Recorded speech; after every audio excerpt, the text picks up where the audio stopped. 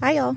Welcome back to Where DJ Goes. This video is a bit different than the others, because instead of an adventure to a new town, I'm going to share my journey of how I got to the EU. After 10 states, 5 airports, and 2 countries in just 16 days. I should start off by mentioning that it was Friday the 13th of December. So not only was it my lucky day, but it was my birthday. I had dinner reservations at the country club with my best friend and celebratory drinks with friends and a local band down at the VFW. But from my friends around the world, I'd asked on social media that rather than happy birthdays and well wishes, they shared a memory that we had together. And that's how one comment from a bud mentioning that we had met at a Bob Wayne show changed my story.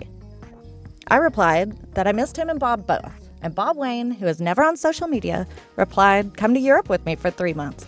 And for my birthday, I was offered a position to travel across the EU on a world record attempt tour with a friend that had been years in the making. Mama, meet Daryl Jane. She's my best friend. Keeps me out of trouble, out of the pain. The one time, Mama, I thought she was the only woman for me. I guess I was wrong, Mama. Now I got wives 3.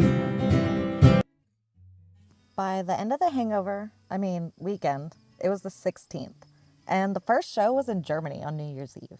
And I didn't even have a passport. But to get an expedited passport, you had to go to your local agency, which for me would be Dallas. And like everything in Dallas, it was under construction, so I couldn't get an appointment and I couldn't get anyone to answer the phone.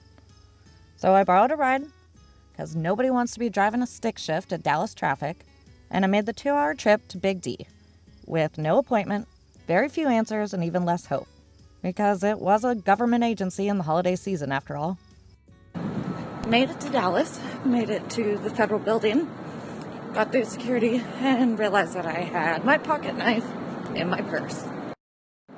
Because what Texas girl doesn't carry a pocket knife in her purse?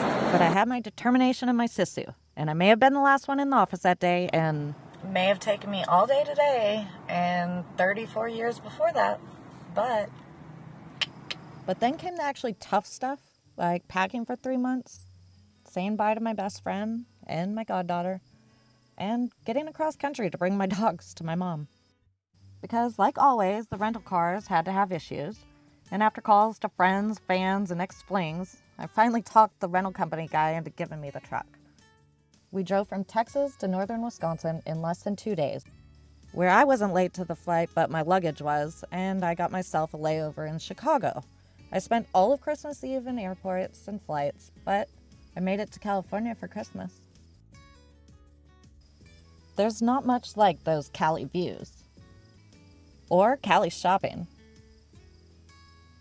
or even that Beverly Hills buffet, or the taco truck afterwards. We spent a few days in LA, had a going away party with friends and a night out at the Comedy Store. And it wasn't all play. We did have all the merch to sort out, and I repacked my suitcases for the 3rd time.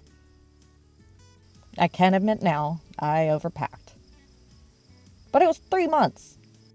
And then we were off to LAX, where for the first time, I wasn't the one pulled by TSA. Oh, and we had a quick layover too. We made it to Vegas. My 3rd trip to Vegas that year, and my final time to cash out till Finland. But Bob's winning streak was just taking off. Ask me about the time I had to hold the gate while Bob hit jackpots and left free spins. But then we were off on an overpriced, overcrowded, stinky flight to Germany. And I loved every moment of it. I was totally the annoying girl that didn't get any sleep. No shame. But by the time we landed in Frankfurt, I was paying for it. It was cold and the jet lag was real. So we picked up some supplies and it was off to hit the road. And when I say hit the road, we put in some miles, y'all. Like, more than the equator. And I've always said that if you wanted to truly test a friendship or a relationship, to go on a road trip. And we were no exception to this. Even with years of friendship and it being a business opportunity, we had our ups and we had some downs. We had a whole lot of laughs And I had a few tears. And we both probably ended up with Stockholm Syndrome. Fucking strip searched at the Swedish border on my way here. True story. Like, they stopped the van, they took her, my girl, and brought her in another room. And they asked her, "Are you here of your own will? Blink twice if you need help."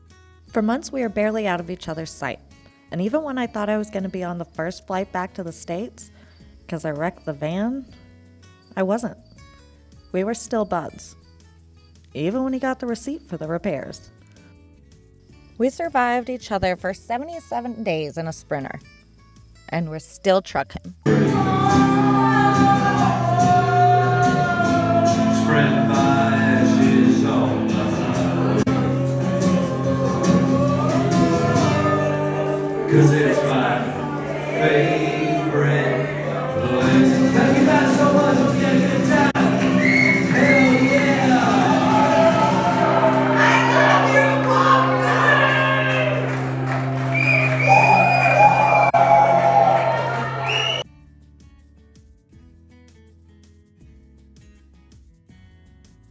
To all you chatterboxes out there.